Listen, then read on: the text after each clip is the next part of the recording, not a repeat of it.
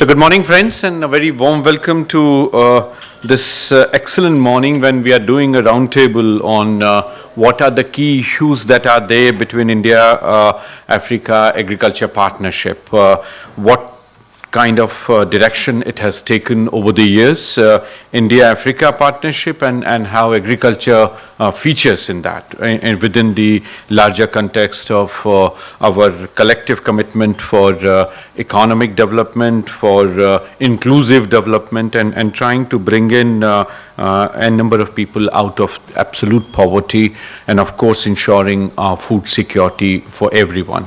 So from that point of view, RIS, as you know, has been working on issues related to agriculture, but our perspective has been more from the point of view of larger economic development and the context that it provides. We have undertaken a couple of surveys, not only in broad agriculture, trade and investment, but also in terms of technology connect that agriculture provides, and what are the opportunities that we have in terms of these partnerships. So in your folder you would find a study that we did some time back on enterprise development, on the seed sector, the specific context of sustainable development goals, and with World Food Program we did a study on SDG 2 and tried to see how that dimension comes in terms of our partnership. RIS is also committed, being a think tank with the Ministry of External Affairs, on issues which are of key significance when it comes to multilaterals. And when we hosted the AFDB, African Development Bank's board meeting in Ahmedabad, the president of AFDB placed before all of us the idea of high fives, and they one of the issue was about Feed Africa strategy for agriculture transformation in Africa. So from 2016 to 2025, what kind of strategy Africa requires for this transformation. RIS worked on this with AFDB, and we came up with a report in terms of how this partnership can be deepened. We have also widened the ecosystem of our engagement when Michigan State University and RIS have worked together for training of some of the government officials, and that we did continuously for 5 years from 2007 to 2012. We have also been engaged in terms of new technologies through the Asian Biotechnology and Development Review publication, which is there outside at the reception, where we have tried to bring in Africa in a major way with participation of the think tanks and research institutions. Idea is that India's development cooperation policy in the broad macro sense is dependent on what we call as a development compact, and that development compact is convergence of 5 different modalities where India is engaging. So if you see the participation of India in Ethiopia for revival of the sugarcane units, it is not just the money that is going as part of lines of credit, but we are also sharing the better germplasm for sugarcane, money that is required through LOC for revival of the units which Dutch did in 1960s, and then providing the technology for processing. Then of course the duty-free, quota-free access that India provides, and then the packaging technology with the additional lines of credit that is there. It is in that sense a convergence, not just of transfer of resources or providing of lines of credit, but also capacity building, also transfer of technology. And that, I think, is the unique proposition with which India has been partnering with Africa.